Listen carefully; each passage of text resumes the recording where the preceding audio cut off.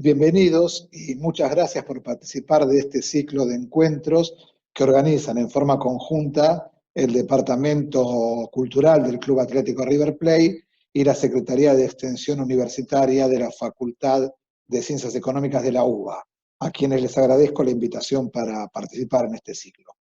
El encuentro de hoy lo llamamos Interpretando las Noticias Económicas, y esta presentación, como todas las del ciclo, está grabada para no correr riesgo de conectividad. Pero yo estoy conectado junto con ustedes para responder cualquier duda que les surja, cualquier pregunta que quieran hacer, las cuales las pueden realizar por medio del chat y yo las iré respondiendo en los cortes que vamos a realizar durante la presentación para precisamente responder esas inquietudes. Mi nombre es Orlando Daniel Fortuna, soy licenciado en Economía, soy director de estudios del Instituto Privado de la Cámara Argentina de Comercio y profesor de Estadística para Administradores en la Facultad de Ciencias Económicas de la Universidad de Buenos Aires.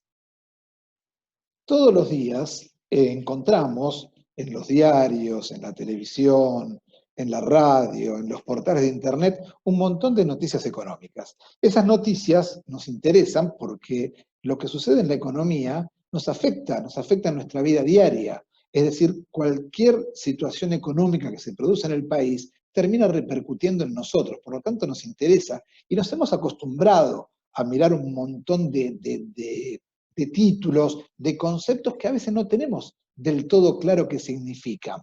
Algunos de esos conceptos son tan importantes que en algunos portales aparece todos los días arriba de todo. Acá tenemos un ejemplo del portal de Infobae que habla de las distintas cotizaciones del dólar, del riesgo país, y uno ve todo ese tipo de cosas y algunos de nosotros entendemos de qué se está hablando, pero a algunos nos surgen algunas dudas.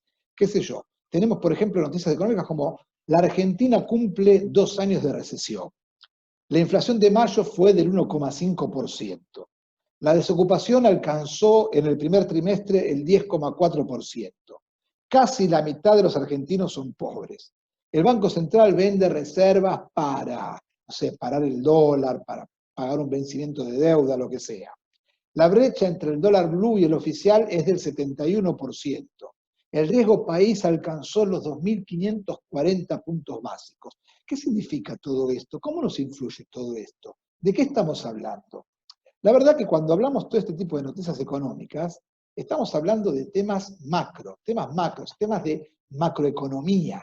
¿Cuáles son los temas macro que están relacionados con estas noticias, por ejemplo? Bueno, el PBI, la inflación, el índice de precios al consumidor, la tasa de desempleo, la pobreza y la indigencia, las reservas del Banco Central, el tipo de cambio, el riesgo país.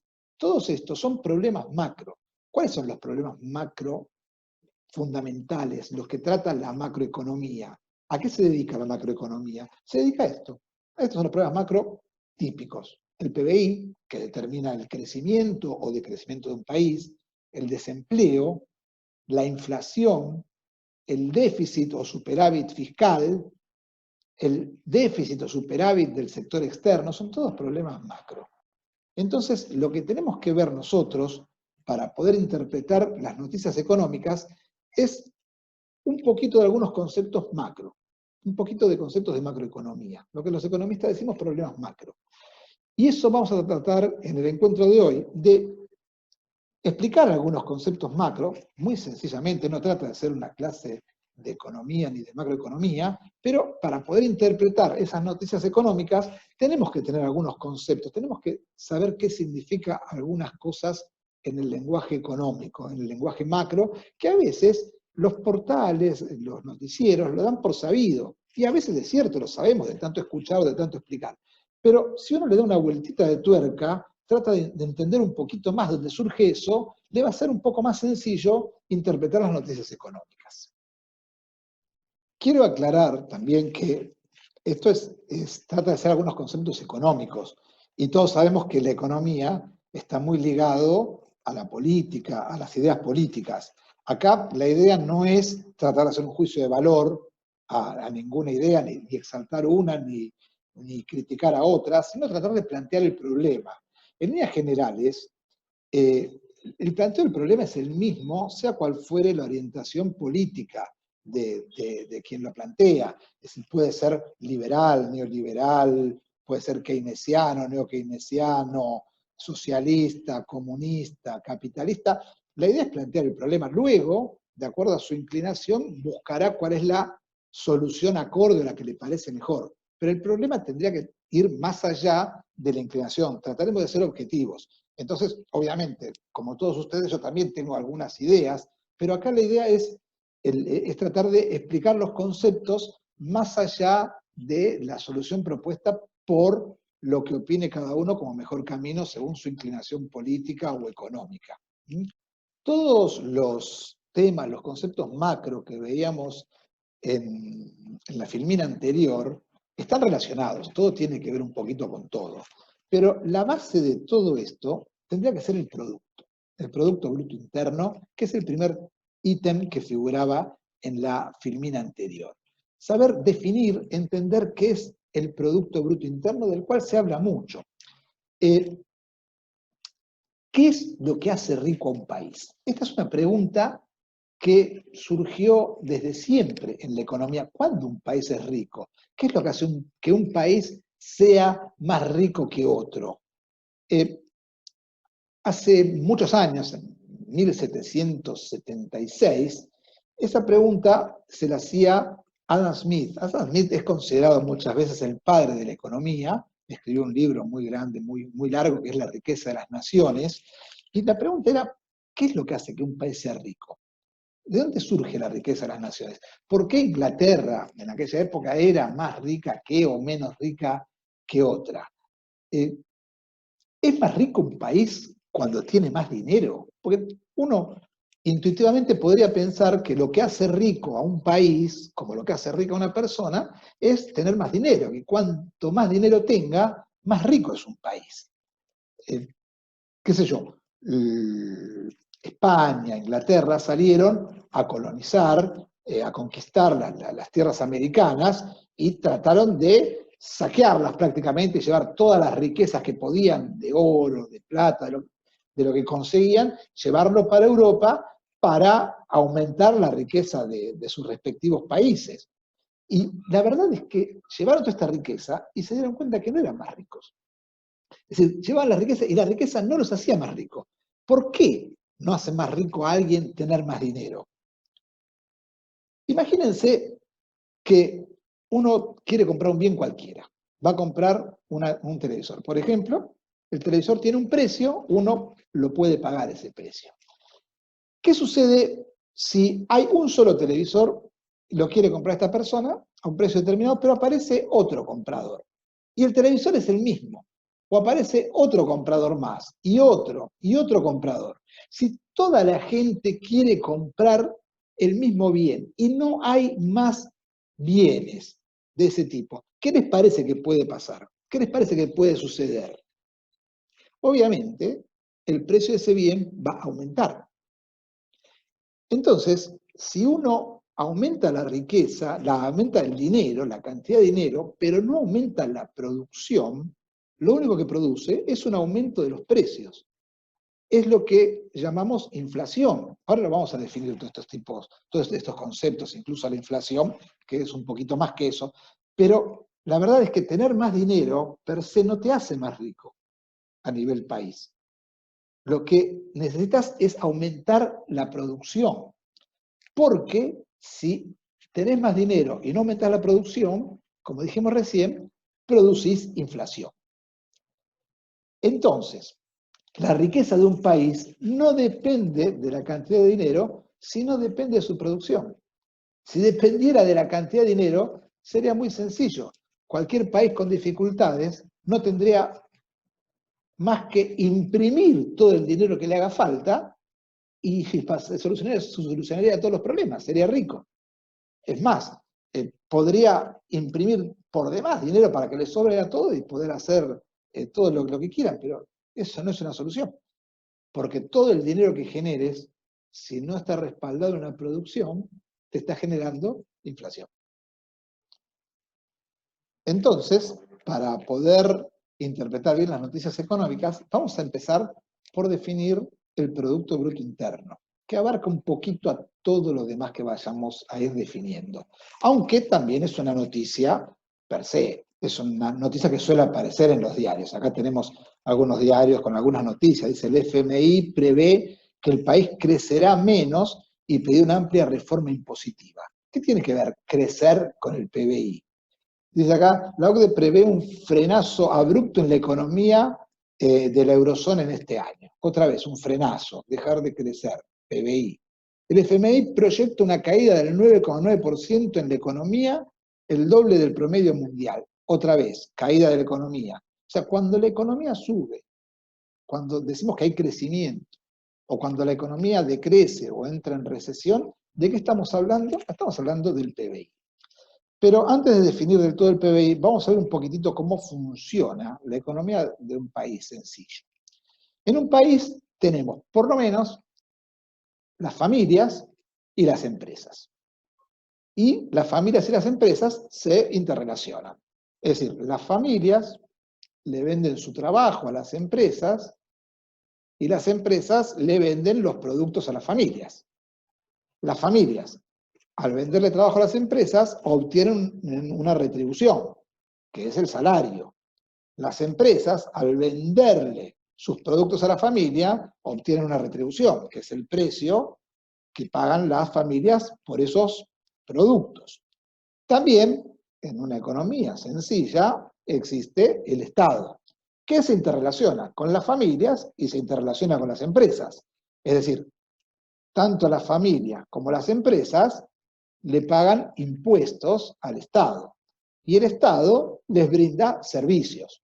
Les brinda servicios de salud, servicios de seguridad, servicios de limpieza, todos los servicios que puede brindarle el Estado a las familias y las empresas, y así interrelacionan. ¿Hay más? Sí, podemos ir complicando un poco o completando un poco esta economía, y tenemos el resto del mundo, que se relaciona con las familias, con las empresas. Es decir, las empresas y las familias pueden comprar productos al resto del mundo o venderle productos. Cuando hablo de productos, hablo de productos y de servicios, ¿no? O sea, una familia le puede comprar un producto al resto del mundo, puede importarlo, una empresa también, o puede venderle un servicio. Alguna persona de una familia puede prestar un servicio en el resto del mundo, qué sé yo, dar un curso, una conferencia, hacer un asesoramiento y le está exportando su servicio, igual que las empresas. Y para cerrar un poco todo este ciclo, podría aparecer también todo un sector financiero que se va a encargar de financiar un poco los emprendimientos, ¿no? El sector financiero interactúa tanto con las familias como con las empresas, como con el Estado. El circuito lógico sería que las familias depositen sus ahorros en el sector financiero y esos ahorros, el sector financiero se los presta a las empresas para que realicen inversiones. También podría haber una vuelta de esta flecha y las familias solicitarle un préstamo al sector financiero. De hecho, sucede también, pero lo lógico sería este circuito entre las familias, el sector financiero y las empresas, y también el Estado, que también recurre por servicios al sector financiero.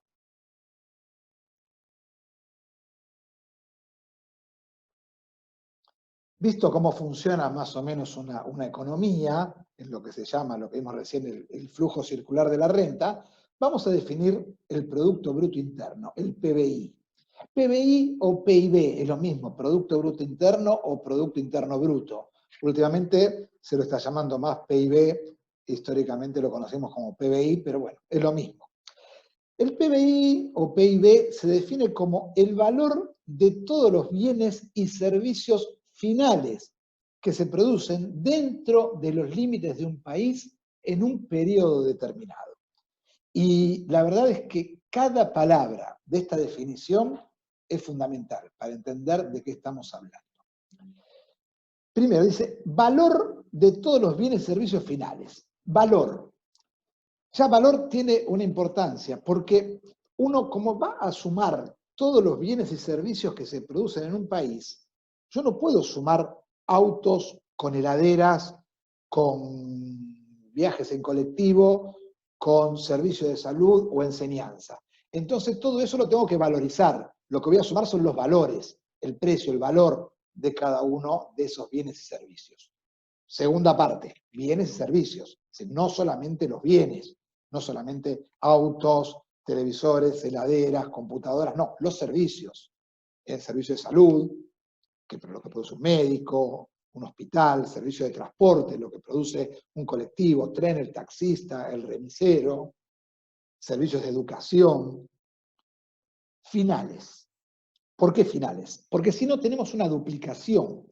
Es decir, si yo cuando tomo el valor del auto, cuando está terminado, el valor de la goma, el valor del motor, no se cuenta. ¿Por qué? Pues está incluido en el valor final, excepto que hayan quedado motores o gomas al final del año que no hayan sido un auto, que no se haya terminado de armar el auto. Ahí sí lo tomamos. Son valores finales, los que llegan al consumidor final, que se producen dentro de los límites de un país. Esto es fundamental también, como todas las palabras de esta definición, porque acá está hablando que se producen dentro de los límites de un país sin importar la nacionalidad de quien lo produce, o qué va a hacer luego con esa utilidad quien lo produce. Es decir, si hay una empresa americana en la Argentina y construyó en la Argentina un bien, el valor de ese bien final es parte del Producto Bruto Interno argentino, no del Producto Bruto Interno americano. Todo lo que se haya producido dentro de los límites de un país, sin importar la nacionalidad de quien lo produjo. Y finalmente, en un periodo determinado. El PBI se mide en un año o en un trimestre para poder luego compararlo con el PBI de otros países. Es decir, esta medida, el PBI, es posiblemente la más importante de todas para medir en la economía. Esto es lo que va a medir la producción de un país, la riqueza de un país, y aparte va a permitir compararlo con otros. Uno va a comparar el PBI de la Argentina con el PBI de Brasil, de Chile, de Uruguay, de Estados Unidos o de algún país de Europa. Entonces, ahí vas a ver quién creció más, quién tiene mayor producción. Pero hay un problema más después, porque si el PBI de Argentina es más grande que el PBI de Uruguay, o el PBI de Brasil es más grande que la Argentina, ¿significa que está mejor Brasil que la Argentina o Argentina que Uruguay? Si sucede eso, bueno, no, porque después va a aparecer otro factor más que hay que tener en cuenta, que es entre cuánta gente vamos a dividir ese PBI. El PBI, como es todo lo producido dentro de los límites de un país en un periodo, por algunas ecuaciones matemáticas se puede demostrar que es equivalente al ingreso que tuvo ese país. Es decir, el total del PBI, medido en ciertas condiciones, algunos temas macro más profundos, el total del PBI va a coincidir con el total del ingreso. Es decir, que si el PBI de la Argentina es de 450.000 millones de euros o de dólares, más o menos, depende de la cotización, quiere decir que los argentinos en su conjunto ganaron 450.000 millones de euros o de dólares. Hay cierta igualdad.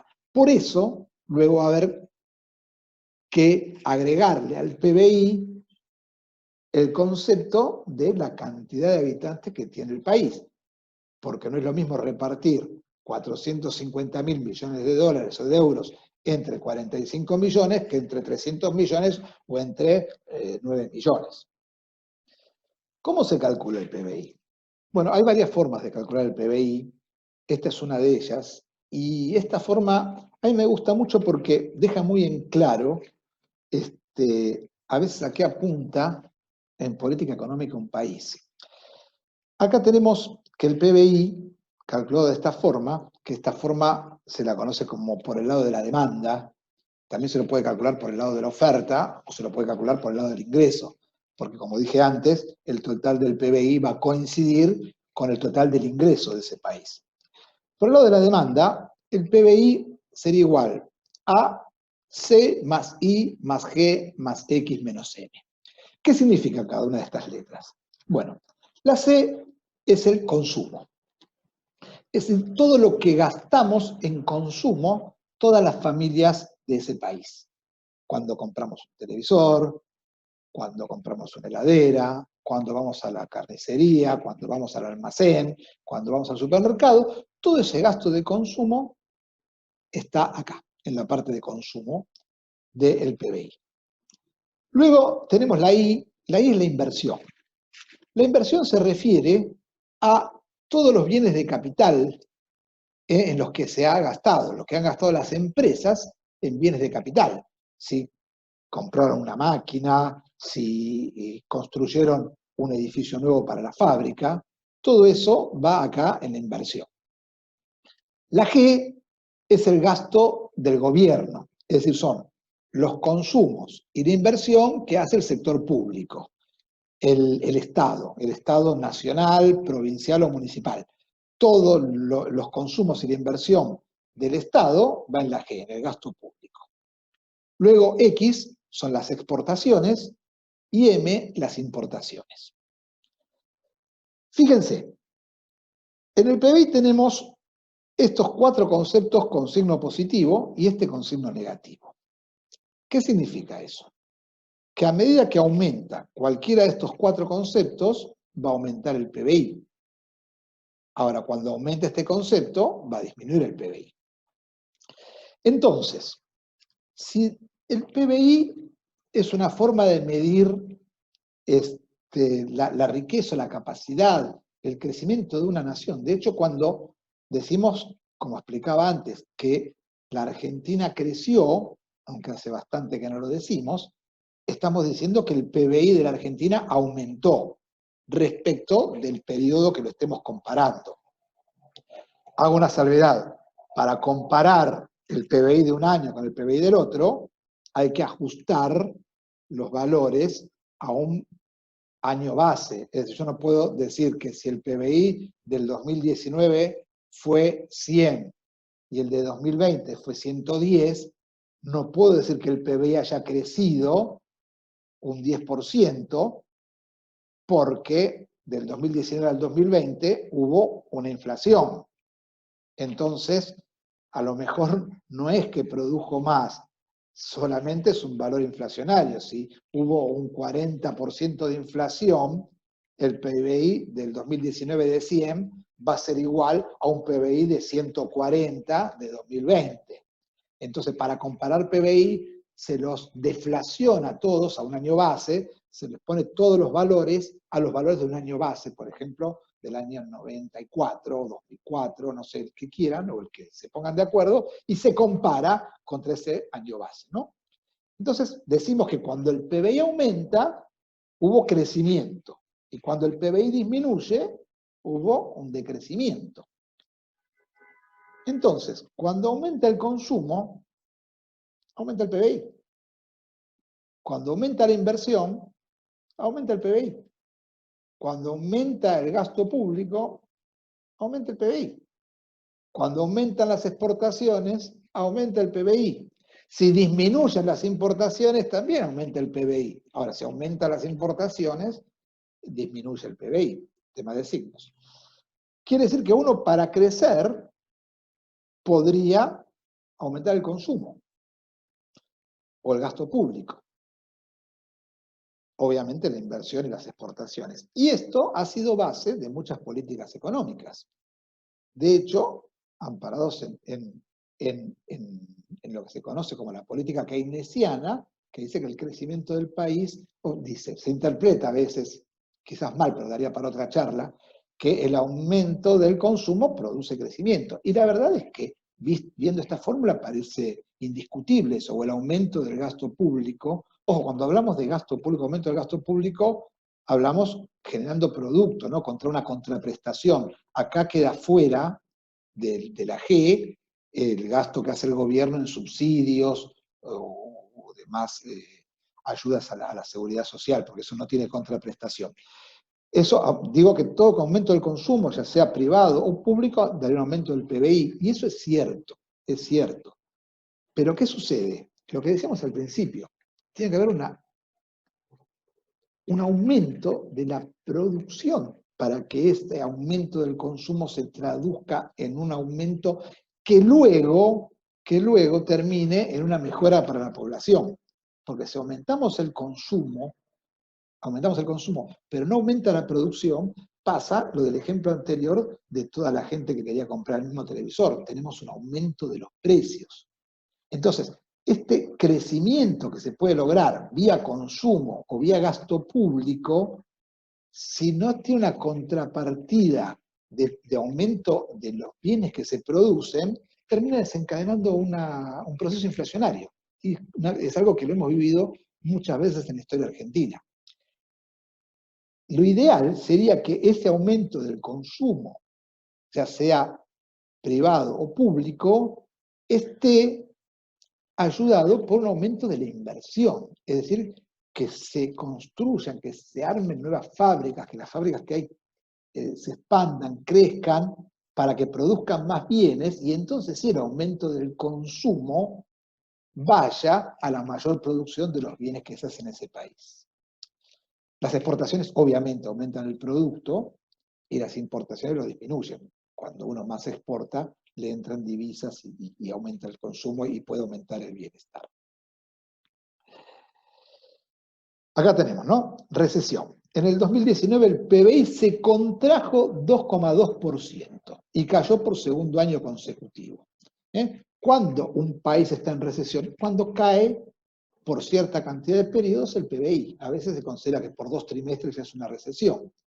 Y si Argentina cumple 2 años en recesión, asediada por la pesada deuda y el COVID. Entonces, cuando se habla que estamos en recesión, ¿de qué estamos hablando? De que ha disminuido el PBI respecto del periodo anterior. Eso es una recesión. Si dicen que la Argentina crece, es porque está aumentando el PBI respecto del periodo anterior. Una época se decía que la Argentina crecía a tasas chinas. Ya vamos a ver por qué tasas chinas. ¿Qué quiere decir? Que estaba creciendo periodo tras periodo el PBI. ¿Qué pasó? ¿Por qué no estamos mejor? Y bueno, porque eso había, aparte, que convalidarlo con un aumento de la producción, lo cual no se produjo y se va detonando ese aumento del consumo y del PBI en una mayor inflación por no aumentar la cantidad de bienes de oferta. Acá tenemos unos datos recientes del primer trimestre de 2020, digo reciente, siempre los números estadísticos llevan cierto retraso. Esto fíjense que es antes de la crisis que estamos viviendo por la cuarentena o por la pandemia que generó esta cuarentena. Y tenemos que en el primer trimestre de 2020, el PBI, medido a precios de mercado, en la Argentina, medido en euros, fue de 97.853 millones de euros. Y durante todo el año 2019 fue de 402.273 millones de euros.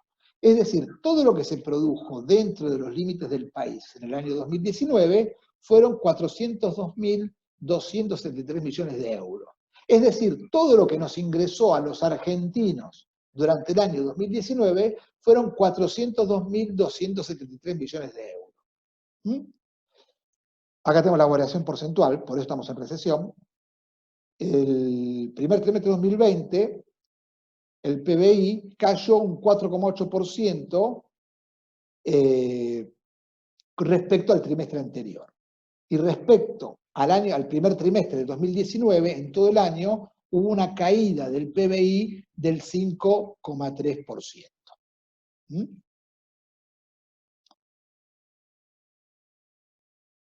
Pero yo les decía que todo ese PBI, todo ese ingreso, todo ese producto transformado en ingreso, que es lo que ganaron cada uno de los argentinos, sirve a nivel país, pero a nivel bienestar de cada uno de los argentinos tiene que ver con entre cuánta gente se distribuye todo ese producto.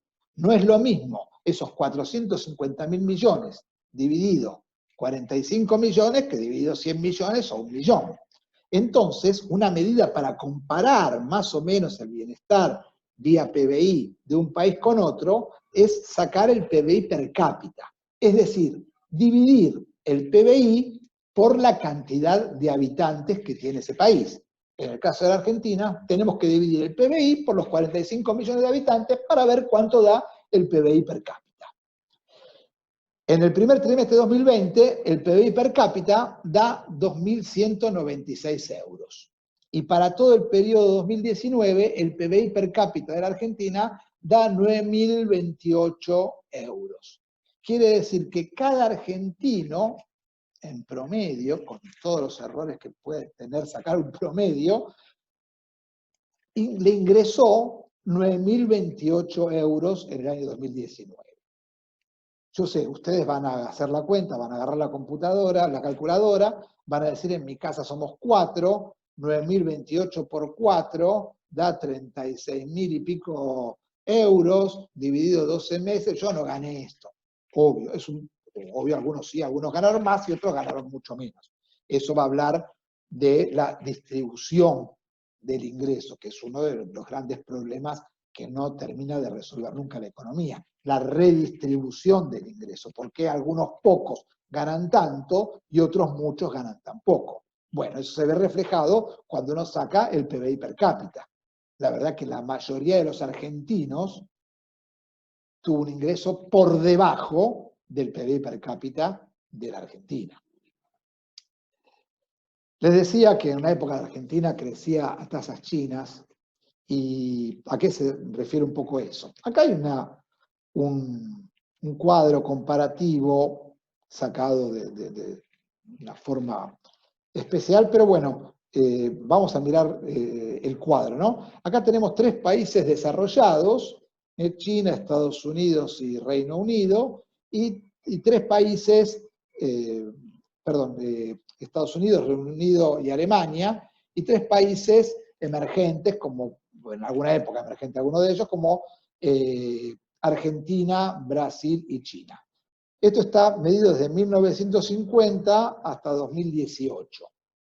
Fíjense que algunos países, como Estados Unidos, acá en la línea de arriba, va ascendiendo su PBI per cápita, como el de Alemania, que arrancó más abajo, va creciendo, el de China, que en un momento dado está muy bajo y creció de golpe, y la Argentina, que en 1950 estaba peleándole, estaba por encima de Alemania, estaba por encima de China, no logró esa curva ascendente. Tiene algunas curvas ascendentes, descendente, ascendente, caída, ascendente, y va mostrando esa irregularidad que estamos acostumbrados, que hace que obviamente Alemania no superó, obviamente China no supera o no está por superar, Brasil, esa comparación se puede hacer en el PBI per cápita. Estamos hablando de cuánto le quedaría, cuánto le tocaría a cada habitante una vez dividido el PBI por la cantidad de habitantes. Bueno, si tienen algunas preguntas, ahora es un momento para hacerlas. Los que lo fueron haciendo, las vamos contestando ahora.